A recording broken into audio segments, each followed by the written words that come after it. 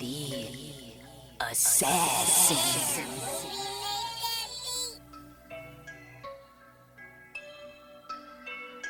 You know I break necks, call me Jack Tate.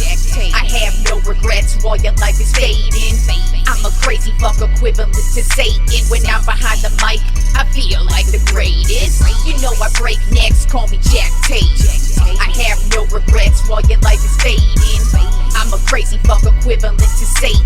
When I'm behind the mic, I feel like the greatest. What up, y'all? You're listening to Sports Talk with Tropp, and I'm your host, Katie Tropp. Well, the Chicago Bears finally got a win in honor of Dick Butkus, so I guess at least they were able to do that for him. Unfortunately, he wasn't able to see it, but the Bears actually did put on a good show last night for once. It was most certainly their best game of the season. They kind of mimicked what they did last week, but did not completely fall apart in the second half. They almost did. It looked like they were about to, but they were able to hold it down. So the Chicago Bears walked into Washington, D.C. last night and beat the Commanders 40-20. And Chicago was in complete control from the first drive. They just looked really in sync. The Commanders' first half was absolutely atrocious. And then the second half, they started to get it going just a bit, but they just weren't able to get it going, and they just like a horrible team. And I'm not surprised by that. I did not expect the Commanders to be a good team, but I am shocked at how well the Bears played. Now, when it was announced about 10 minutes before the game, it was pretty close to game time. It might have actually been more like an hour before the game, but it was pretty close to game time that we found out that the legendary linebacker Dick Butkus died. And I actually said, oh, wow, maybe the Bears will be able to muster up a nice win for him, and they certainly did. Like I said, they got the win 40-20. Justin Fields had a great game, 15 for 29, 282 yards, and 4 touchdowns. But the big breakout game was from wide receiver DJ Moore, who had 230 yards and 3 touchdowns in the game. So just an overall solid game from the Bears. Like I said, it looked like they were about to collapse yet again in the second half, but they were able to just hold on and get through it. And that's how Thursday Night Football ended on Week 5. Now let's get to the rest of the Week 5, what we have coming up this weekend. First of all, let's catch up on where I am in my head-to-head matchups with the homie Simon Ruvalcaba. Last week, I went 15-1 with my picks. Yeah, I took some crazy picks, and it actually ended up working out for me. So that brings my season total up to 42-22. And Simon did not have a good week. He went 9-7, and so that puts him behind me, 39-25 on the season. So we're still pretty close. And we actually have quite a few differences in picks this week. So who knows? We could flip-flop, and he will take the lead yet again. But so far, I had a great week last week, and so let's see what happens in Week 5. We both started off the week bad because we both had the Washington Commanders, and Chicago won. So we both start the week 0-1. All right, so we have us another London game this week. Jacksonville, yet again, is the London team this week. We have the Jacksonville Jaguars, and the Buffalo Bills will technically be the home team in this one. So it's Jacksonville at Buffalo Bills. Right now, the Bills are a 6.5-point favorite. And that sounds about right to me. I feel like Buffalo's got right back on track offensively and defensively. They look really good. Josh Allen, he's just looking like he's in MVP form. And then you turn over to the Jaguars side of things. They really have not got going offensively as I at least expected them to do. Usually a Doug Peterson offense is high-flying and tends to score a lot of points. And so far, Jacksonville has not really lived up to that hype. Granted, their defense has looked really, really good. And guess what? They also have a linebacker Josh Allen, who's actually really damn good. As a matter of fact, last year when they played against each other, he had like a career game where I know he had some sacks. I believe he had a game-sealing interception. But regardless, we have 2 Josh Allens facing off against each other this weekend, so that's pretty funny. But I do think the Bills, they look really good, and I think they are a better team than the Jacksonville Jaguars overall. So I have the Buffalo Bills getting a close win, 28-21, and Simon also has the Buffalo Bills getting a close win as well, 31-28. Then moving on to the early games, we have the Houston Texans at the Atlanta Falcons. Right now, the Falcons are a 1.5-point favorite. C.J. Stroud has just lived up to all the hype as the number one pick for the Houston Texans. He looks like he's absolutely the future of this franchise. He has yet to throw an interception on the season, and he's actually been extremely accurate, and it's just been a really, really good leader for this team, and it's something that the Texans absolutely need. Atlanta is just too much disarray. They have no identity. They're not really a good team at all. And so I'm actually expecting Houston to roll over Atlanta in this one, 31-7. This is the first disagreement between Simon and I. He actually has a close matchup between the Falcons and Houston. He's got Atlanta winning 24-21. Which honestly, I would not be surprised because I'm not sold on the Texans. It's just they're playing really well. But Atlanta's actually good at home, so I wouldn't be shocked if Houston lays an egg in Atlanta. But I ended up going with Houston in this one. Then we have the Carolina Panthers at the Detroit Lions. Right now, the Lions are a 9.5-point favorite, and I really expect Detroit to roll in this one.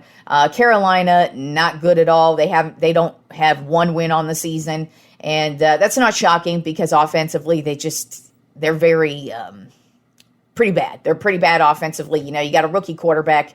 It doesn't usually bode well for you. Whereas Detroit looks really good right now. And they look like they believe in themselves. They're playing great defensively. They're playing great offensively. Jared Goff having yet another great season. So I just kind of feel like Detroit's going to roll in this one 30-17.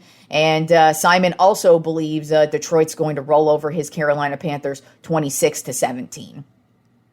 Then we have the Tennessee Titans at the Indianapolis Colts. Right now, the Colts are a 1.5-point favorite. I really like what I see from the Colts with Richardson. I feel like they do have some growing pains, and they still have a ways to go. But they play with a lot of heart, and they look like they're on the right track. Even though they have a bunch of drama with Jonathan Taylor wanting to be traded, that really hasn't affected them at all this season. The Titans, they are way too inconsistent for me. And since they kicked ass last week, I'm kind of expecting them to not lay an egg. I do expect this to be a good game because it is a division matchup, but I just feel like it's going to be, that's what the Titans do. They play really well one week, play like shit the next. So that's what it looks like to me, and I just see the Colts getting this win 26-19, and this is another disagreement between Simon and I. He actually has the Titans winning a close one, 23-17.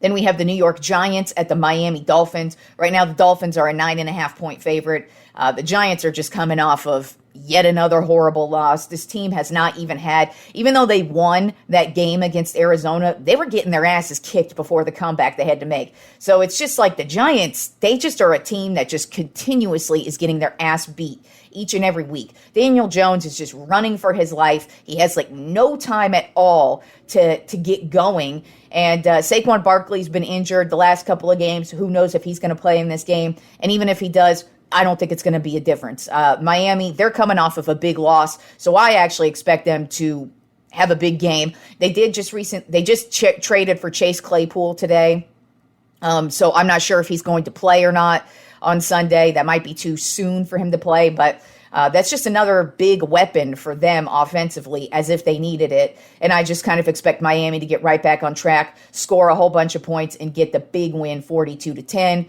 And Simon is in agreement with me as well. He's got Miami winning big 34-17. Then we have the New Orleans Saints at the New England Patriots. Right now, the Patriots are a 1.5-point favorite. And that's really shocking to me just because the Patriots offensively are horrible. And the New Orleans Saints defense is really damn good. Offensively, there's still a ton of questions for the Saints. But this could be a good get-right game for them since New England is now missing Matthew Judon, their best defensive player, and then Gonzalez is out as well. So they're going to be missing a lot of guys on defense, and their offense wasn't too good to begin with. So I have the New Orleans Saints walking into New England and getting the win 20-10.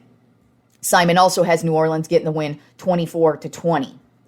Then we have the Baltimore Ravens at the Pittsburgh Steelers. Right now, the Ravens are a 4.5-point favorite. As I've stated before, I think the Pittsburgh Steelers have the absolute worst offense in the league. It's going to be a struggle for them to score in any game. And the Ravens are just a damn good team. They're not really blowing anybody up, but they're still getting the wins, and they're still playing really, really good football. I expect them to get this win 27-13, and Simon also has the Ravens getting this win 34-10. Moving on to the afternoon games, we have the Philadelphia Eagles at the Los Angeles Rams. Right now, the Eagles are a 4.5-point favorite. So far, to me, the Eagles, good team. They're getting their wins, but offensively, it's been kind of a struggle for them. They haven't been as explosive as they were last year, even though they're winning.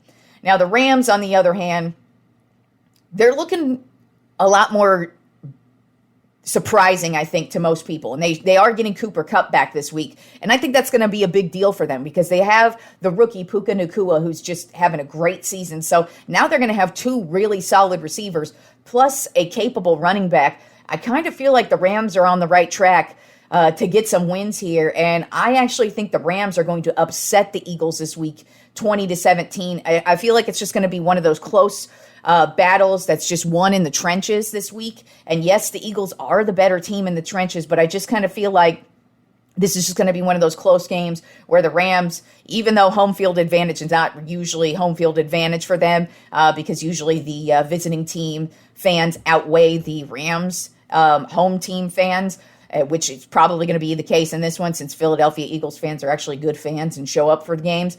So it's probably going to be technically Philadelphia home field advantage. But since the Rams are playing at home, I'm just kind of giving them that slight edge. Plus, I think it's going to be a big deal getting Cooper Kupp back this week. And I think the Rams are going to get the win 20-17. And this is a disagreement between Simon and I. He has the Eagles getting the win 27-13.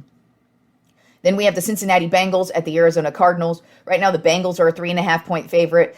This team has looked atrocious offensively, and I feel like this is a good get-right game for them because Arizona is not good at all. I've got the Bengals winning this one 24-10. I just think they're finally going to get right, look pretty good in this one, and Arizona's just going to go back to being Arizona. But Simon and I actually are disagreeing on this one. He's got Arizona getting the win 31-24. Then we have the New York Jets at the Denver Broncos. Right now, the Broncos are a 2.5-point favorite. I'm kind of expecting this to be like the ugly game of the week. I don't really expect much from either of these teams. Yes, the Jets are coming off of a pretty decent game last week, but they still lost. The Denver Broncos are coming off of a big win last week. And I just kind of feel like this is going to be one of those ugly games where it's just like a couple field goals here and there and just an overall weird game. But I'm going to go with Denver in this one just because they're at home. They're coming off of the big win, and I've got Denver winning 15-10. This is another disagreement between Simon and I. It looks like he feels this is going to be an ugly game as well because he has the Jets winning 16-9. Then we have the Kansas City Chiefs at the Minnesota Vikings. Right now, the Chiefs are a 5.5-point favorite. I'm expecting this game to be basically a shootout between two high-powered offenses. Minnesota's been very mediocre as usual, but that's to be expected with them. But Kansas City hasn't really blown anybody out either. They've played a lot of close matchups. Their only big blowout was against the shitty-ass Bears. So they really haven't done anything extremely impressive yet this season. They're still a good team. Not saying they're not a good team at all. It's just they've been winning ugly for the most part. And in this one, I do expect them to still get the win, of course, because Minnesota just is Minnesota. And as you've seen, they've been terrible in the red zone. Kirk Cousins has thrown already multiple interceptions. He's just been a reason why they've lost. And I kind of expect that to be the case in this one, where I feel like it's going to be back and forth. And then, the Vikings are going to fuck up on like the last drive of the game and throw an interception or something costly like that. So I have the Chiefs winning 30-24. And Simon has the Chiefs winning in a blowout, 41-13. Then we have the game of the weekend, Sunday Night Football. My Dallas Cowboys at the San Francisco 49ers. Right now, the Niners are a 3.5-point favorite, and I have so been looking forward to this game just because I do think it's about time that the Cowboys change the tides. I've felt like this team is different all season long. I feel like it's about damn time the Cowboys are just going to change the narrative, and this is the game you do it in. Eventually, at some point, Brock Purdy is going to have a shitty game, and I think this is it. I think the Cowboys defense is going to key in on him and cause a couple of turnovers and be a big reason why we get the win. But I'm also calling this a Dak game. I don't like to do that, but I'm calling this a Dak game. And the reason why I'm calling this a Dak game is because I think Dak is going to go off offensively. I think he's going to actually have a really good game. I think he's going to make big plays. And rather than in the big moments, usually, he'll throw an interception, do something dumb. I think the Cowboys are coming ready to play in this one. And I think they're going to get the win. Now, I think it's going to be a battle. I think it's going to be a great game. And I've got my Cowboys going into San Francisco, getting the win 28-27. Another disagreement between Simon and I. He has the Niners winning 27-13. Let me just say, I would not be shocked if the Cowboys do what the Cowboys do, walk in and take a shit and lose this game terribly. But I feel like the Cowboys are different this season. They're playing different. They've got a completely different mindset. And this is a different team. We have a different offensive coordinator. And they just look really confident this year. And like I said, Purdy's going to have a bad game eventually. That doesn't mean I think he's a bad quarterback. No, I think he's doing exactly what he needs to do. Congratulations to him. He has started off his career excellent. But at some point, he's going to have a shitty game because every player throughout the history of the goddamn league has a shitty game. And I think this week is going to finally be that game where Brock Purdy has a shitty game and potentially costs his team in the end. So I've got the Cowboys winning 28-27. But I would not be shocked to see if they get their asses beat. Then, of course, we have Monday Night Football. The Green Bay Packers at the Las Vegas Raiders. Right now, the Packers are a 2.5-point favorite. They're coming off of a loss last week, a close loss to the Lions last week. I feel like they're going to get back on track this week. Vegas, we don't know who's going to be at quarterback because Jimmy Garoppolo still is in concussion protocol, so it's still iffy if he's going to play. And even if he does play, I don't really trust the Raiders. They have not shown that they're even a legit team at all. Whereas the Packers have actually shown that they can get it going offensively. They have some nice young receivers. They, of course, have Aaron Jones in the backfield, and their defense is really stout. So I have the Green Bay Packers winning a close one, 23-20. And Simon, we're disagreeing on this one as well. He has it a close one with the Raiders winning 19-17. And it's also of note, Week 5 is now the first week where we're going to have bye weeks. And this week, the Cleveland Browns are on a bye week. The Chargers are on a bye week. The Seattle Seahawks are on a bye week. And the Tampa Bay Buccaneers are on a bye week. So we will not see anything from those four teams this week. Now let's move on to some baseball because all the division matchups are officially set. As a matter of fact, all the wild card matchups ended up being a straight sweep. Every single one of them just swept on by. So now everybody's nice and rested, and the division series begins Saturday. So we will have all four games, boom, Saturday. I mean, Saturday is just chock loaded with sports. We got tons of college football, and we got baseball. So let's begin with the ALDS matchups. We have the Texas Rangers versus the Baltimore Orioles. And, these two teams, they're so damn good. The Rangers, they've been one of the best teams all season. They've had to battle through a bunch of injuries, including their aces. But it's a possibility that Max Scherzer may be able to pitch in this one. And that, I feel like, would be huge. The Orioles, though, they have been so consistent. They have been the best team all season long. They have not fallen off at all. They really haven't had a slump. This is a young team with some really damn good players. You've got Adley Rutschman. This is his second year in the league. He's their catcher phenom, and he has had a great season. Then you have Gunnar Henderson. He's their shortstop, their rookie shortstop, who's just having a great season. But then you have their starting pitching, and it's deep. And their bullpen is one of the best in the league. So it's just overall, the Orioles are a well-oiled machine. Whereas the Rangers, they are just killing it offensively. You've got Adolis Garcia, who's just had an amazing season offensively. And then you've got Corey Seager, who's having a great season. He's been one of the best pickups for the Rangers. And this is his bread and butter. I mean, if you remember when he played with the Dodgers, as I remember, he was amazing during the postseason. So watch out for him and Garcia. I really expect this to be just a battle between two really good teams. But in my opinion, the Orioles, they're just more consistent than the Rangers. They're a deeper team, and the Orioles can keep up with the Rangers offensively. If the Orioles starting pitching starts to get away from them, the Orioles offensively are able to keep pace right with the Rangers. They have a stacked ass lineup as well. So I just think the Baltimore Orioles are just a bit more deep, a bit more consistent, and I trust their bullpen, and I trust that they have the better options to get the win. And so I have the Baltimore Orioles moving on in this series to the ALCS in 5 games. Then we have the Minnesota Twins versus the Houston Astros. Minnesota, they are finally moving on in the playoffs. They look like a pretty solid team. Carlos Correa, he's going up against his old team. Carlos Correa now plays with the Minnesota Twins. He's won a World Series with the Houston Astros. He was drafted by the Houston Astros, and he was a great player for the Houston Astros. So this is probably going to be a pretty emotional series for him because he's going to be going up against a lot of guys he's come up in the league with. You know, this Houston Astros team has basically been the same team, just adding good parts along the way for about 7-ish years now. And Correa was a huge part of that, but he has now moved on, and he's playing well for the Twins.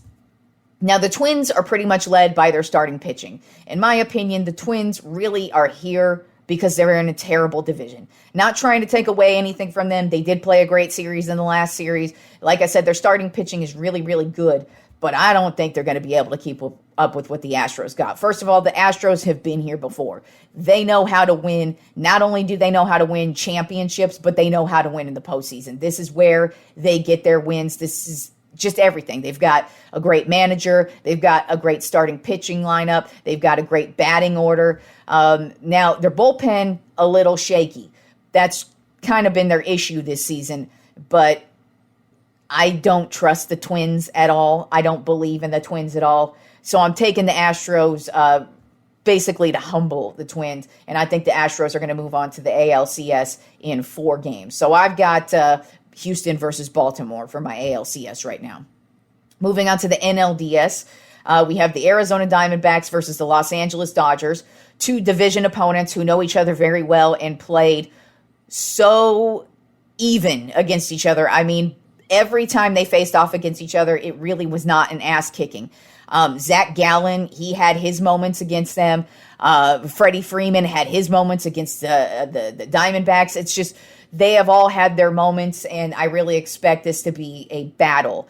But the Dodgers have been here before, and they are hot. They are coming into this postseason hot, hot, hot. Mookie Betts and Freddie Freeman, I don't know how you're going to be able to stop these guys. The only way I feel like they're going to be stopped is if they get injured. That's about the only way those 2 guys are going to be able to be stopped. Then you have Kershaw, who's having a phenomenal season as well. And, he is known for getting blown up in the postseason. So I wouldn't be shocked if he ends up laying an egg.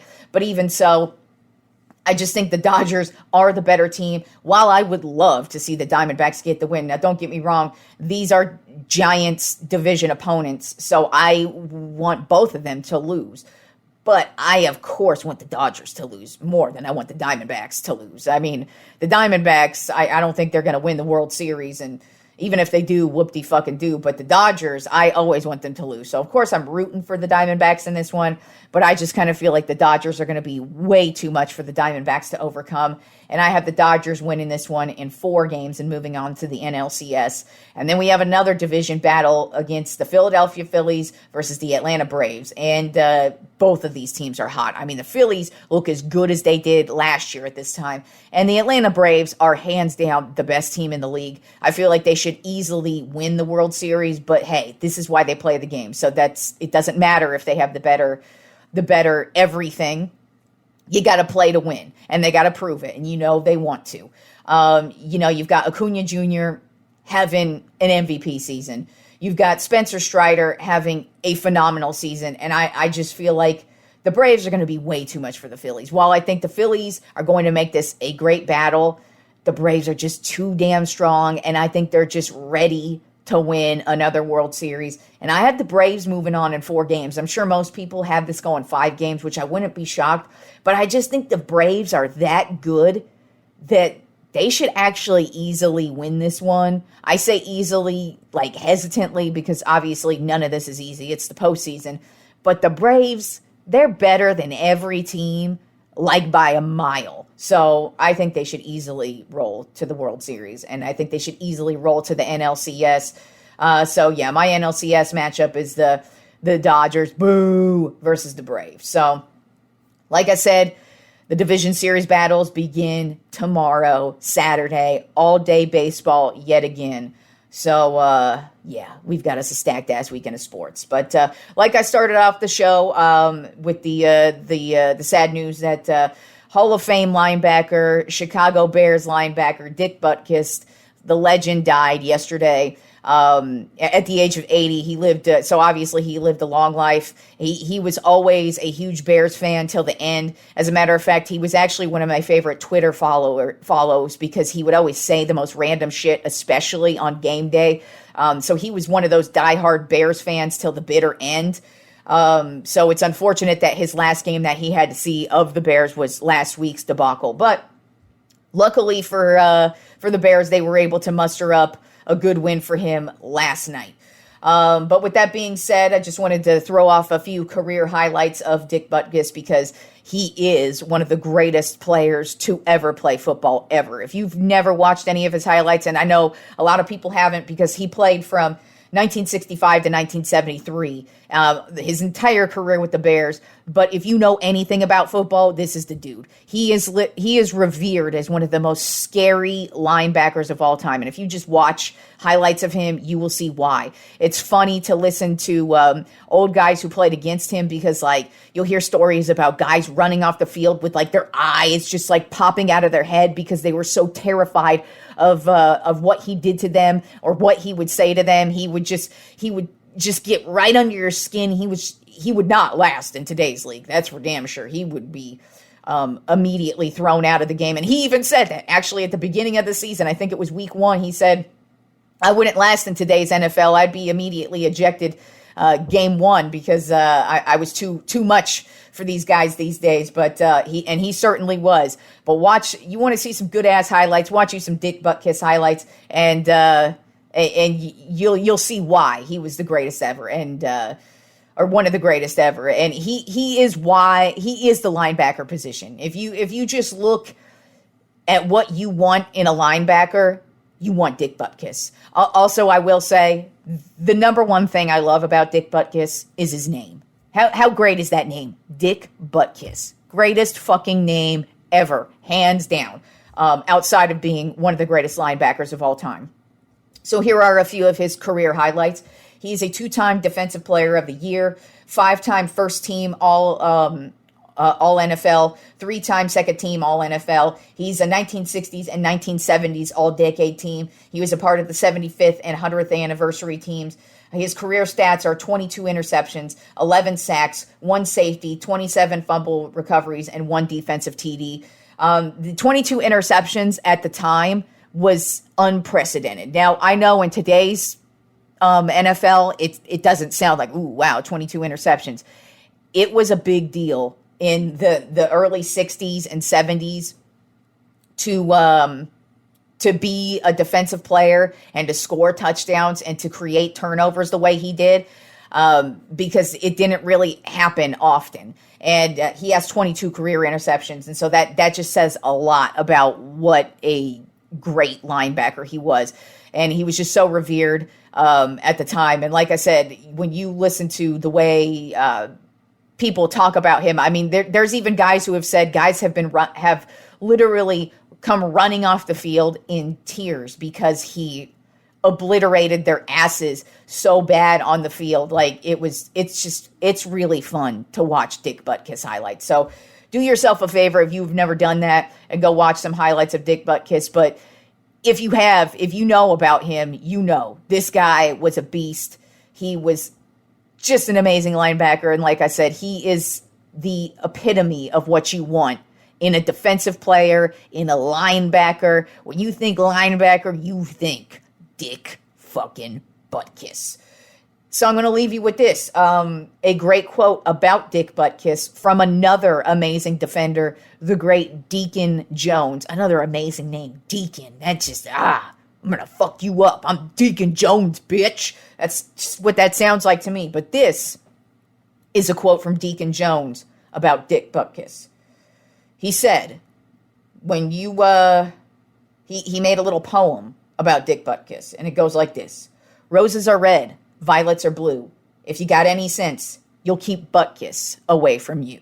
So RIP Dick Butkus, thank you for all the great memories. Thank you for the road you paved for football, because you are a huge reason why football is the way it is today. Even though you would not have made it in today's NFL, we would not have great players like Lawrence Taylor or Ray Lewis or Charles Haley, or there's just so many defenders along the way.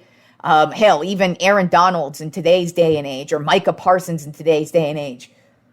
Everybody knows that the league would not be the same without the great Dick Butkus. So RIP to you, legend, and enjoy this stacked ass weekend of sports. And I will talk to you fools on Monday.